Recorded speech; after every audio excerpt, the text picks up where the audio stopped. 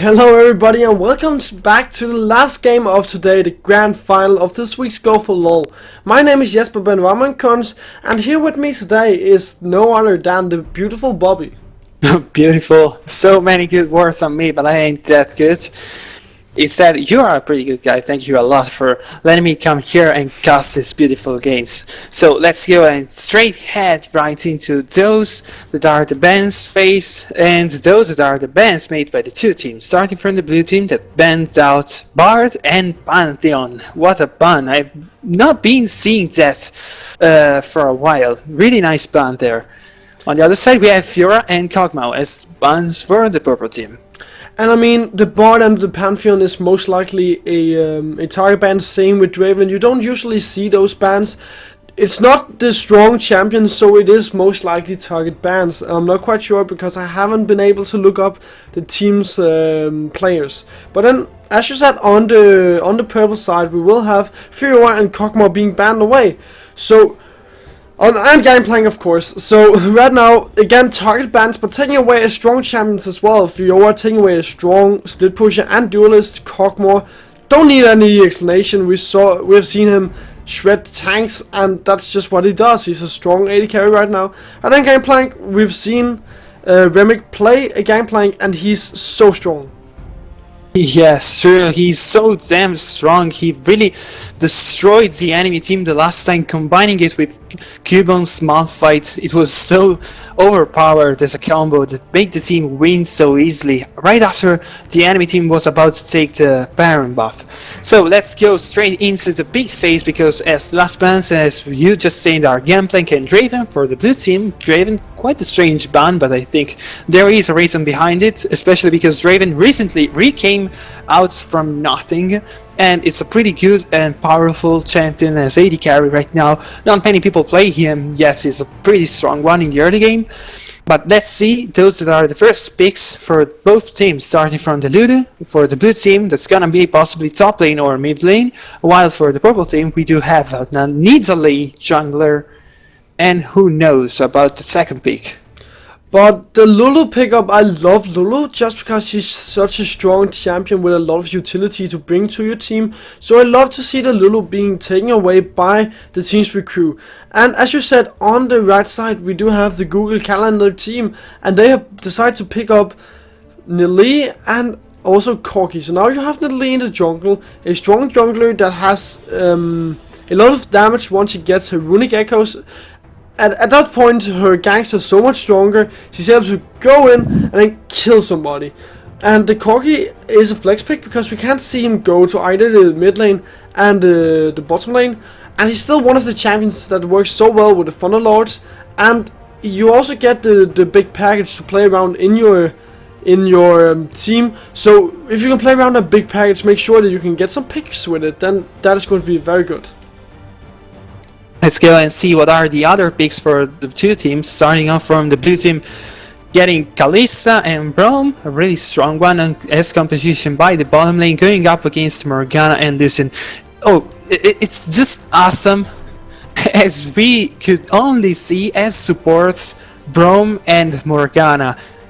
What is it, 5 games out of 5, and only Braum and Morgana as supports. It's really awesome to see these two champions fight one against each other, but obviously Morgana is one of the few champions it's able to go up against that Braum by the bottom lane. Oh, I forgot about the Alistar. That was the only extra occasion, but still, the most of the time we have seen that Braum picked. Let's go by seeing even the Corki that was second pick for the purple team, a really nice champion that's probably going by the middle lane, and so the blue team now needs only a jungler and a top lane that are going possibly to be Malphite and a Rumble. I have seen a Rek'Sai that was not really a bad of a choice, but it's going to be a Rumble.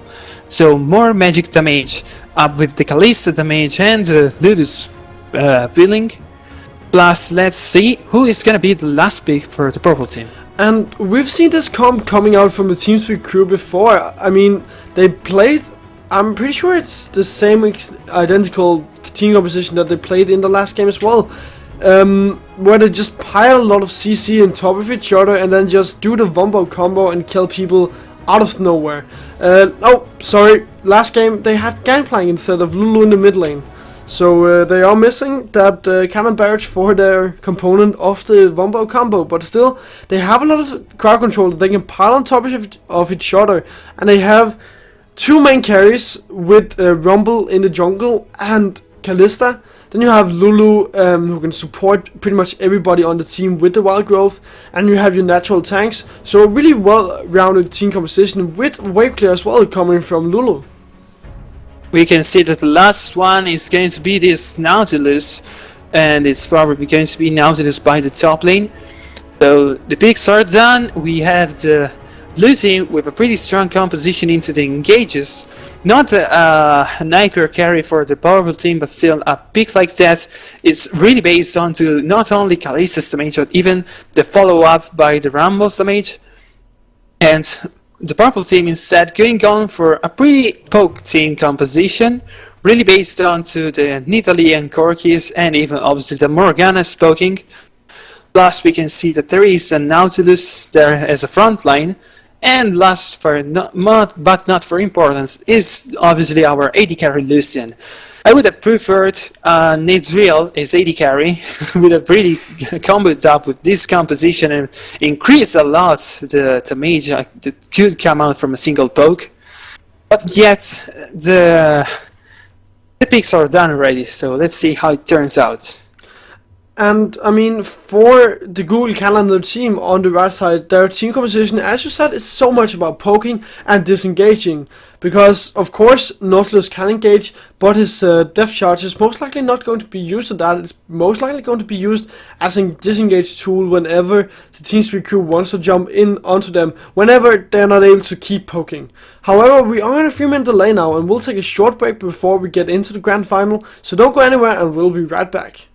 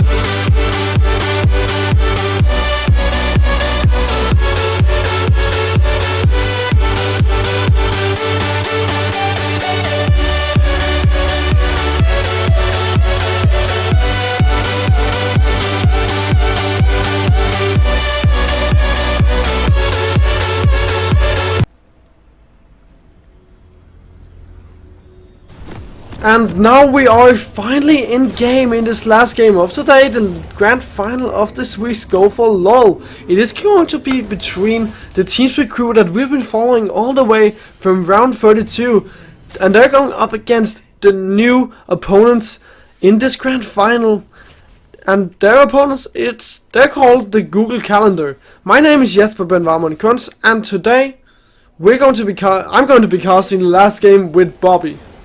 This is going to be one of the best finals I've ever seen, or at least I am quite sure of it, simply because from the startup I already can sense that I have the feeling that this game is going to be really awesome to look at. Just checking out the team composition, we have two team compositions that really are different from each other. As I said before, a poke team composition for the red team against an engaged team composition for the blue team. So everything that's matter, it's how the red team is gonna behave. If they are able to be enough aggressive but not too much, they should be able to pick an easy win, because simply an engaged composition like the blue team is quite strong at using the mistakes that the red team can do.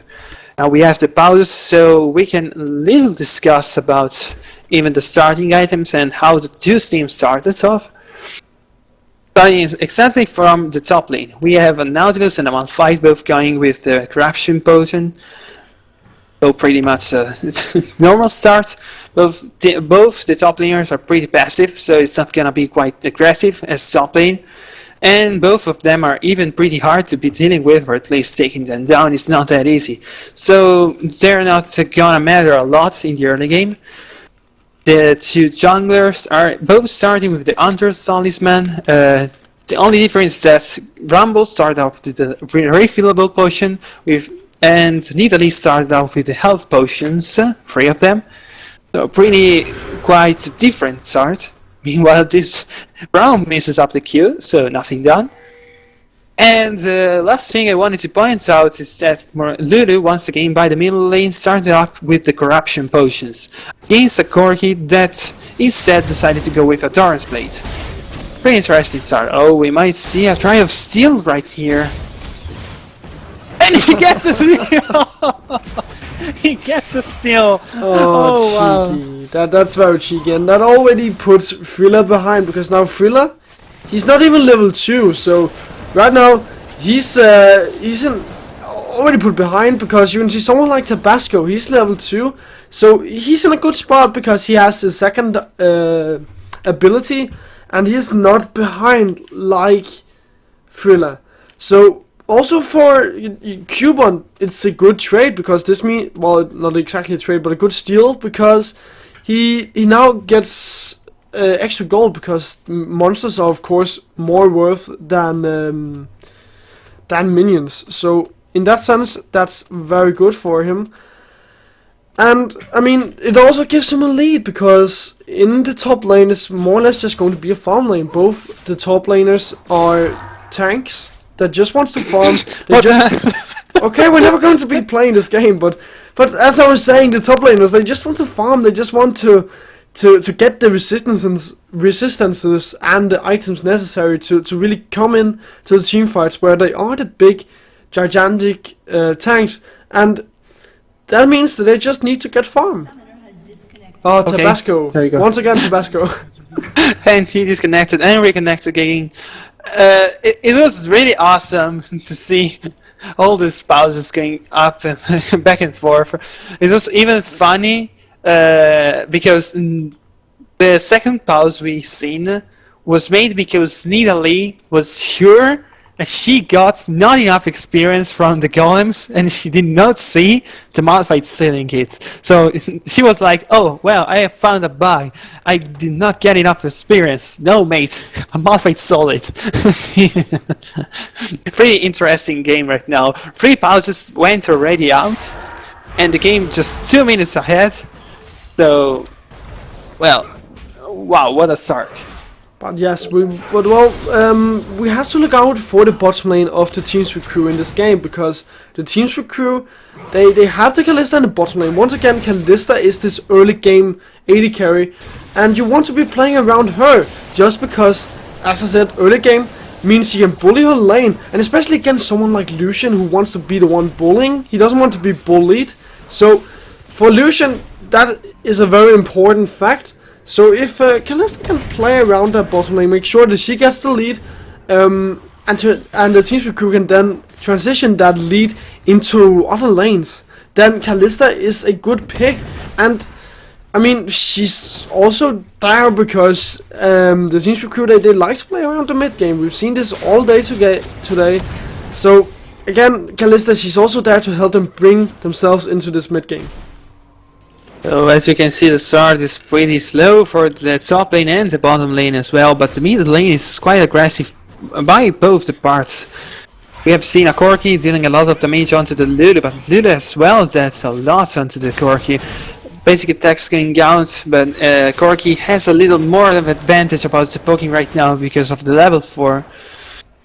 Level 4 that really Lulu can feel, and the damage is coming out freely from that Corki. Meanwhile, Nidalee is just heading towards this bot lane doing the starting gank. Oh yeah, here comes the Lee. You have to be very careful.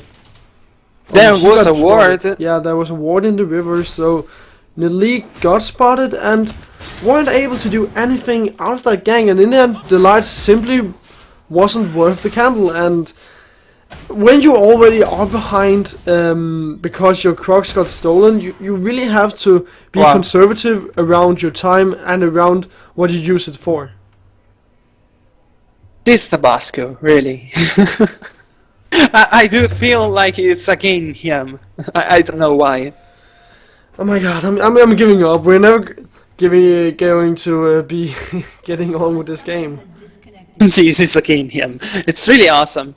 I do not remember if there is an answer rule that says that there is a limited number of pauses you can actually use in a game, and I think it's about 3 or 4 pauses. No, 40 cell, they can pause the game until they have used 15 minutes. 15 minutes. I do remember something like this. Maybe it was an old rule, but maybe it's removed. But then again, the game was delayed over 15 minutes in the lobby, so I mean they've already used their 15 minutes. It's Tabasco that actually has some problems about his own connection, so I do not know how to actually react to this. It's a pretty bad spot for the Teamspeak crew, because if Tabasco keeps on to having this trouble, they might just play a game 4-on-5, and that's not really something you want to have in a game. No, especially not when Rumble is your second carry of this game. Then you definitely don't want to be playing 4v5, because then all of your eggs are in one basket, and that basket will start to be outscaled towards the later stages of the mid game. So you definitely don't want to be playing 4v versus 5. So the game started, and well, Rumble already went back and ended up his Tracker's knife, but let's see if he is actually going to be able to use that. Game just restarted, just resumed, so maybe, just maybe, Tabasco is going to be able to get back into what was he doing. It's going to be quite interesting to see now how the blue team is going to behave, because all the blue team but the Lulu are pretty passive into this phase of the game. They just want to farm, they just need to farm, and it's pretty important that they do not leave too much space to the red team to be able to gain any extra goal, any extra advantage. Oh, this Lulu dodging the Q from Corking, even going back into and dealing some damage. Now Nidalee ganking by the middle lane. She's able to jump on Lulu, but well, Lulu doesn't really have that much of troubles against her. Even top lane, pretty aggressive. This now to the sun to the Malphite. Malphite now forced to go back. But it doesn't really matter for Cubon that he's forced to go back, because he is ahead in terms of farm. So in the end, he's not going to be having too much trouble with him going back. The only thing is that he has to force to spend his teleport to the top lane, and that is going to hurt him a little bit, but he's actually putting down a lot of damage onto Cycros. Oh, dodges the E, and the smash doesn't connect. So Nautilus manages to get out alive, but still 2 flashes went out by the top lane, and the teleport from Malphite. Possibly Nautilus is going to use his own teleport to get back in lane if he's not sure to get enough minions, so let's see how he's gonna do. Oh, meanwhile, in the bottom lane, this Morgana is really landing a lot of bindings onto this Braum. She is indeed landing a lot of bindings, and that's the power of the Morgana. She can really be such a strong pick champion if you are able to land the bindings. And if you can play around the bindings and then use your Nidalee in the bottom lane, then that Morgana will be such a good pick. But then again, there's also Braum, who also has a lot of crowd control. So he can also play around and wait for Rumble to come to the bottom lane, because Tabasco, he's finally level 6, so he's packing that equalizer, and that could be a lot of damage to come out. Oh, heal by the mid lane. Fanboy forced to using his own heal, but Lulu doesn't have the ignite to deal any extra damage, still doing pretty well.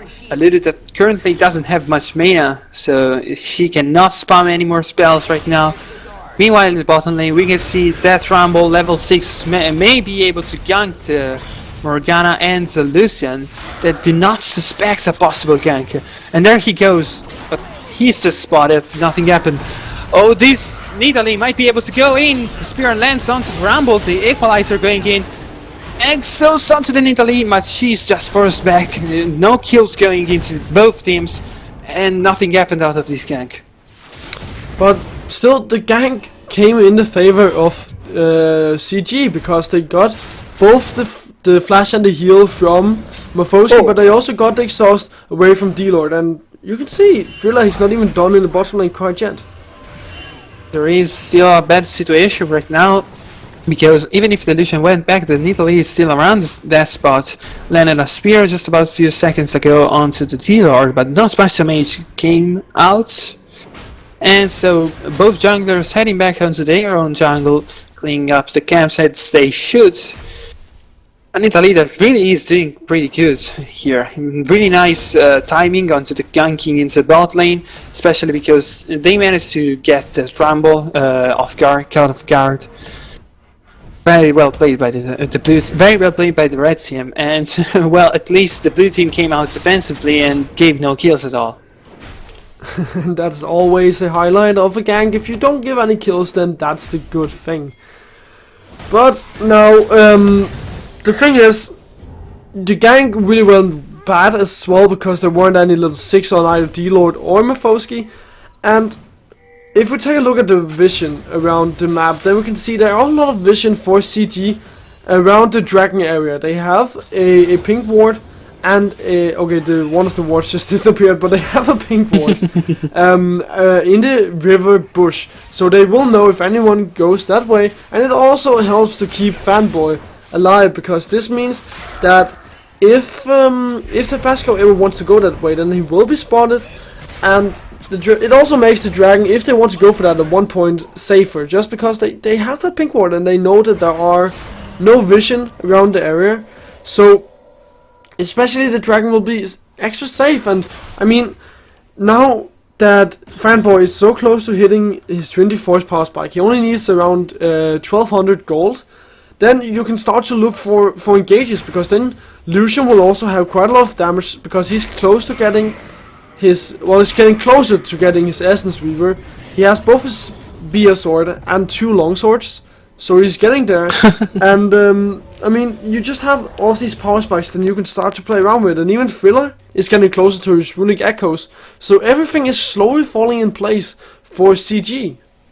A game that really is slow because of Tabasco as well, because every 5 minutes we need to pause the game, or at least the game is paused because Tabasco just crashes out.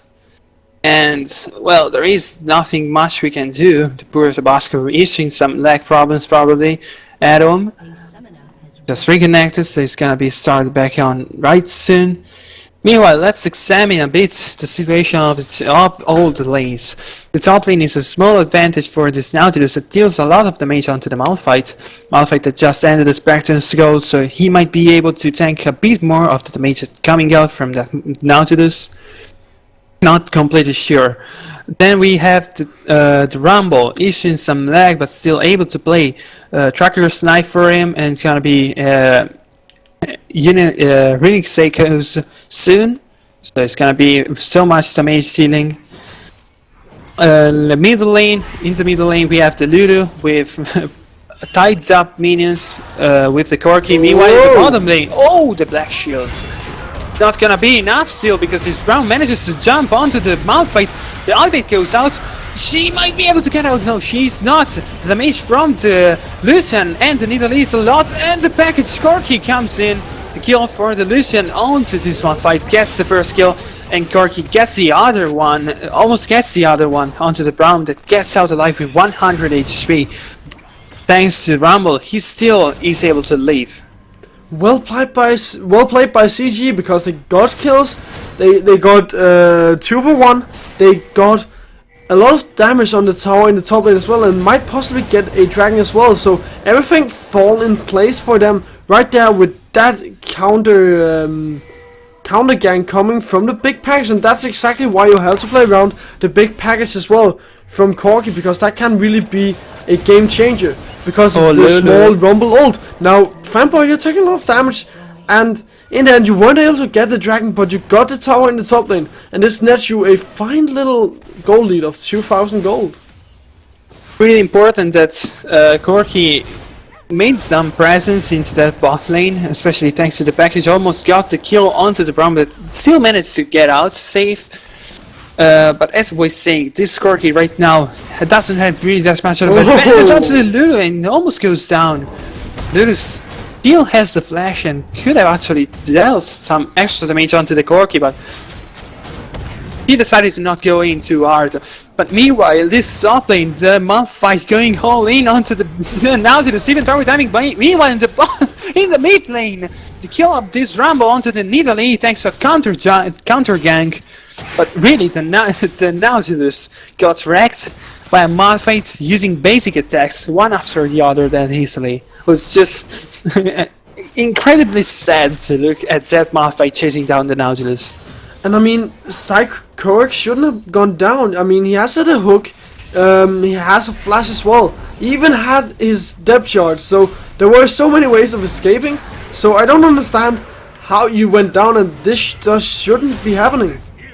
He probably had no mana at all, as I just saw before. So, but then he had the flash.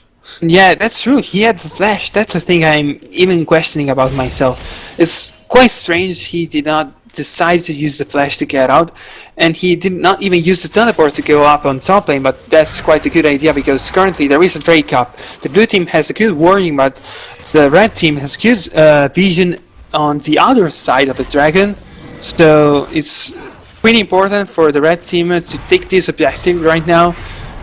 More damage in a poke composition is really a lot and important to get to.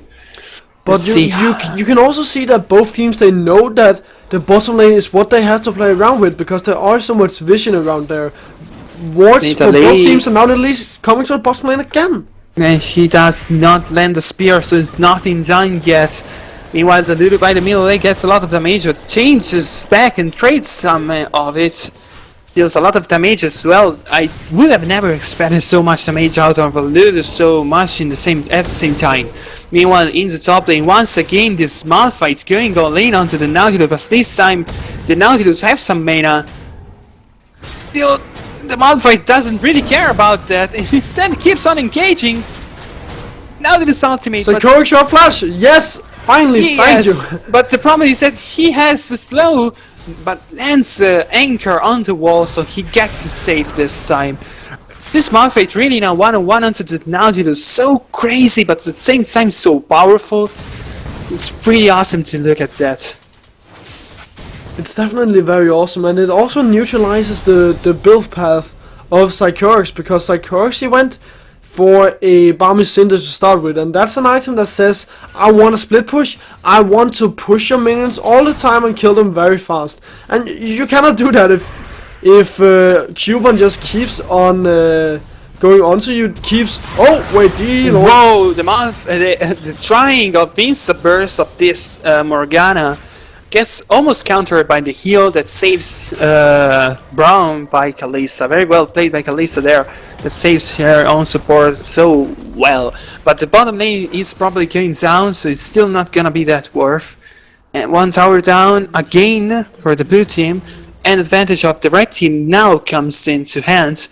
Because there is just that 1000 gold of advantage. Is still pretty important. That is indeed a thing to look out for. And I mean, it's the two towers that CG they have that have netted them the small lead.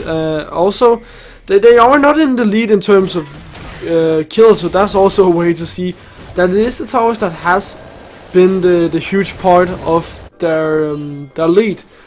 But now you can see on the side of CG they have some small power spikes. Now you have the Icebound Gauntlet coming out from Psychorix, you have 24s from Fanboy, and you have the Essence Reaver from Gabano. So you can start to look for fires, and you're going in the bottom lane. Teleport. Yes, indeed. The double teleport from Alistar, oh damn it, from Malphite and Lulu, and they managed to get Morgana under her own tower. A lot of damage coming out instantly from both Malphite and Lulu.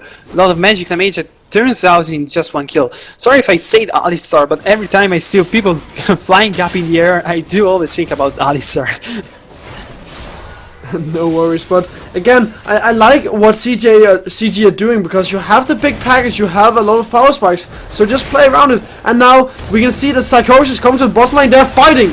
They do not know that Rumble is right there in the brush, and that's going a kill onto the Lucian. Kalista using her ultimate to knock up this Corki. Ultimate from Nautilus going up onto the Kalista, trying to slow her down. A lot of damage coming out from the blue team, 3 of the red team remaining.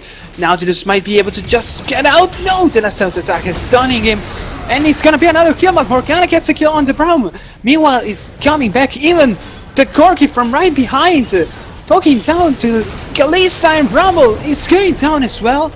And possibly even that Kalista getting the last hit. Though it's not gonna be worth for the blue team. Red team very well played in this back counter attack. And it's not done yet, possibly because we have this chase going on to the Malphite. Really a lot of damage coming out from Nidalee. Basic attacks are gonna be enough. No, they're not. Whoa.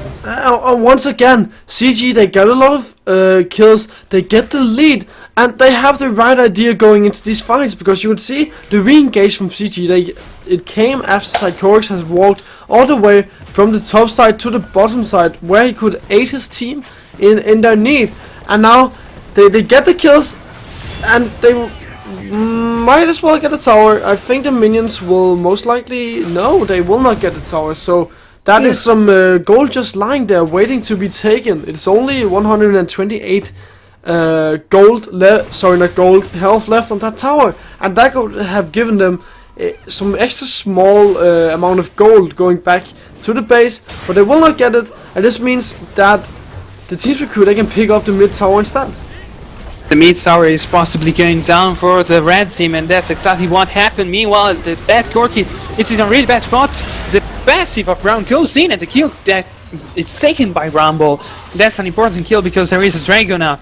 Drake that's up and important as a target for the blue team, because nobody of the two teams yet took that Dragon. There is Nautilus coming in from the top lane. It's possibly going to be almost a tower dive for the red team, because there is still a Malphite that's going to the top lane. A tower by the middle lane that for the red team is pretty easy to take, but yet they decided to not move instead. And I'd actually like to see both teams, especially CG, go for the dragon to get the second dragon buff, the Dragon's Wrath, because that would mean that towers would go down faster, as their basic attacks would then burn turrets for a small amount of damage over 2 seconds. And if they could get that with the double AD carry composition that they're running, would mean that they could kill towers faster, they could get this goal lead rolling in their favor even more, because right now you can see that the goal lead is actually closing in onto CG, because they are starting to not really pressure and use the lead that they had in their favor. The red team managed to take the dragon, so it's gonna be the first one of the game going out for the red team. 7 kills to 6 kills, but Engage is going out. The Corki gets stuck by the combination of all the spells coming out from the blue team, and the equalizer goes out. Maybe this Lucent is gonna get caught. Not yet, because the Nautilus comes in with the teleport, so the blue team decide to disengage, and they did just fine, because the kill onto the Corki is very important for them. And the Kalista is still pushing bottom lane, so it's probably gonna be a tower going down. Even if the tower by the middle lane is another free target for the red team, that yet it's not taken. And you can just see the combo wombo that the Teamspeak crew have. They just have to pilot onto one target, and then that one target is dead, because there's really no way of getting away from it. But a lot of kills once again going over to well, not a lot of kills, but some kills going over to the side of the Teamspeak crew, especially over to the side of Tabasco. And Tabasco, with him being one of the main carries for the side of Teamspeak crew, then it couldn't really be better. And he's going for an Abyssal Scepter, so his mid game is just going to be stronger and stronger, because he's able to somehow. Sorry, let me rephrase. He's able to shut down the magic resistance of his target with the help of the Abyssal Scepter's. Oh, it's Tabasco. Oh, maybe it's gonna be an engage on this Tabasco, not.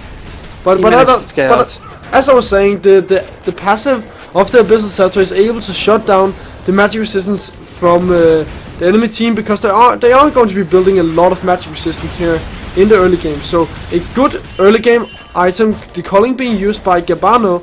Oh and wow, here look comes at the teleport. Malphite coming up! Malphite, and he sees the Lucian. Lucian gets a black shield, but it's not enough. Meanwhile, the Corki and the Nautilus focusing onto this rumble, and they get the kill 1-on-1 for now. The blue team needs to run, because the poke team is not that easy to fight against. Malphite gets caught. Oh, the Brown is maybe he's going now. No, the Lulu shield is keeping him alive, but the red team has a slow advantage after this team fight. Now Malphite and Lulu trying to defend this tower. Oh, the bind going in, but Corki misses his missile, so Lulu is still alive, but the red team is still pushing. It might be tower. Oh, the lance, the spear going into the target. Lulu is still alive barely. And the binding going onto the Malphite, still not enough damage coming up. The focus on the tower is better, and they get the tower. The red team now needs to run as well, as the blue team needed to run a few minutes ago.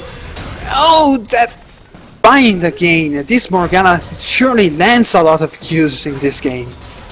She sure does, and that's also a way of helping the CG lineup getting the kills that they have gotten. And they are in the lead now that they have a free tower lead over the Teamspeak crew. So with those towers going over to the side of CG, they get the lead, because they got the towers, and towers means more gold globally to your team. And if you can get towers, and well, then you're already on the path for snowballing the game and just getting more items.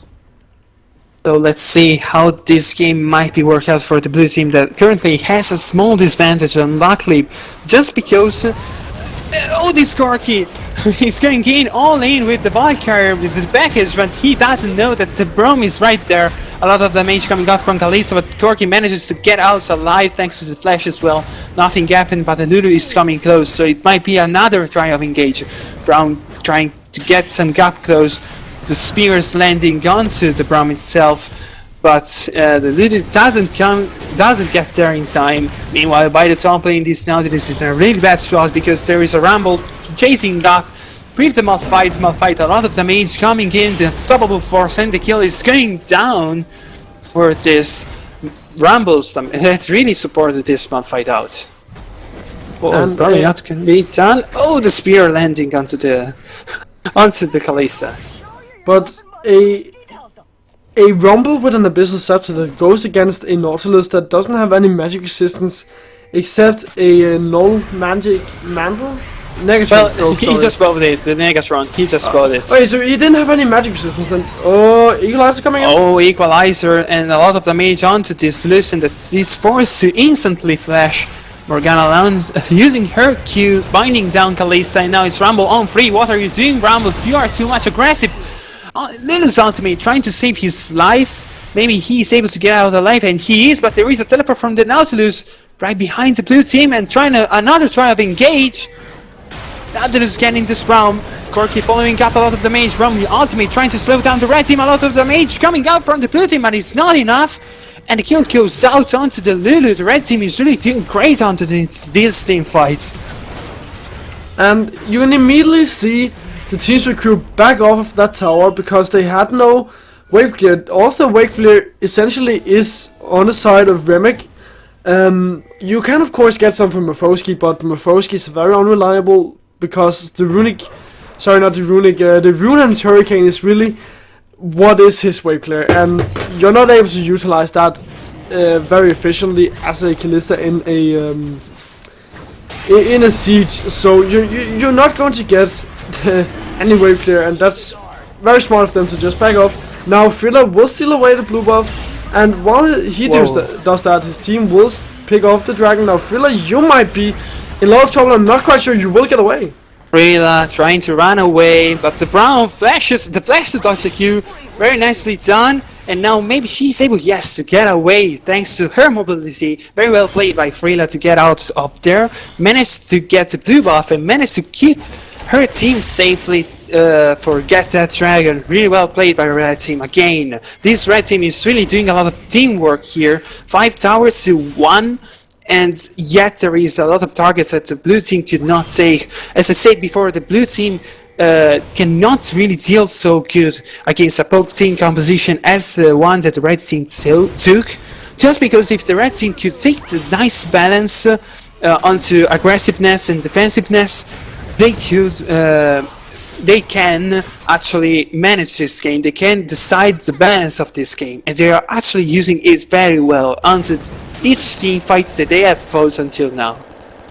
And a good amount of leads are going over to the side of CG, and if you look at your minimap in the top side of the jungle around the Baron pit, you can see there are so much vision coming out from the Google Calendar team, and I mean they are the, oh wait, they've been getting flanked on.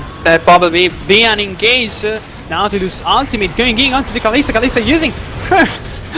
Oh well, Quicksilver was not enough.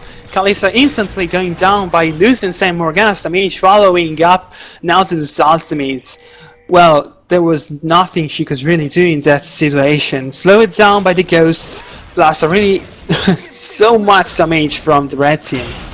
But as I was saying, you can see that there are a lot of vision around the Baron for CG, and they have a double AD carry composition. Baron will go down very fast. They have already started, but here comes Coupon with a teleport. Let's see what's this Malphite gonna do. A lot of area damage, and the focus goes on to the Nidalee that takes a lot of damage from the Baron. The equalizer goes in, but it's too far from each member of the red team. Lulu, it seems the fight, but the only thing she took was a lot of damage, and Malphite as well is forced to go back. He doesn't know that there is a pink ward right there in the brush. Ward going in for some vision. The blue team cannot really fight this out. Malphite, you are too far ahead, and Cuban goes down, or at least almost goes to the blue team trying to follow him up. What the hell is happening? Why is the blue team so far ahead? So much damage coming up from the red team that takes this Baron. And whoa, the blue team really did not do a good play there. And I mean, the blue team, the Teamspeak crew, they used so many abilities on trying to stop CG. They use it all to delay them and make sure that Mafosky would be there for whenever they wanted to fight. But the problem was that they didn't have any abilities left to really go in and then fight again once Mafosky came back alive. So in the end, they just gave up a Baron, gave up a lot of kills as well, and you cannot fight if Mafosky's not there. Mafosky was there in the end, but you didn't have any abilities, so you were just digging yourself into a hole. And now the red team with the Baron is going to push by the middle lane. It's going to be a heavy push, even by the top lane, thanks to Nautilus currently pushing. So it's going to be a possible team fight right now, because the blue team needs a fight, and there he goes. Malphite can gain 3-man ultimate, and Gorky right using the package. Lucian as well taking a lot of distance. The fight is heavy. The ultimate onto the Malphite thanks to the Lulu, but there is so much damage from the red team. Malphite going down, Brown going down, Kalista going down. The Lulu managed to just stay barely that Nautilus that was right behind the line. And the kill goes in, but the red team now is fully alive. They might be able to end the game here, because they take the first inhibitor, and there might be another... Oh wow! The damage from the Corki taking instantly down this Lulu. And now there is no doubt this game possibly is going to end here. The Brown just coming back, but with 2 80 carries is surely not gonna be enough. Equalizer coming in, but the Nexus is going down. And oh wow, maybe! Oh, damn it! So close to setting up the game, but the red team managed to get the victory.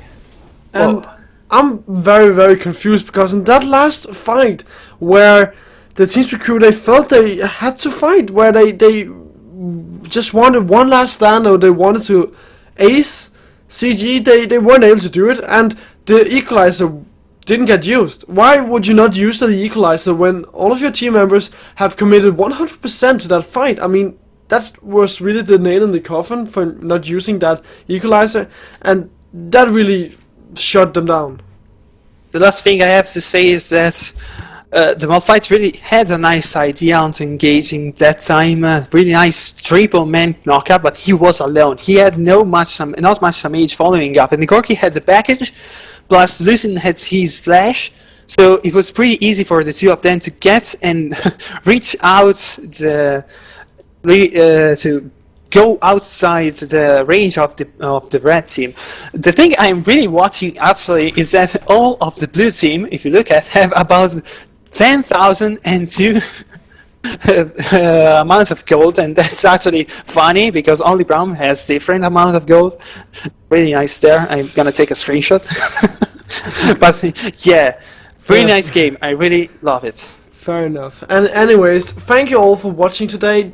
We're not going to have any more games, as this was the grand final of this week's Go4LoL. So if you enjoyed the shoutcasting, then you can find both Bobby's and mine links in the Twitch channel. Sorry, the Twitch chat and Twitch channel. And I'll just say thank you all for watching, and have a good one.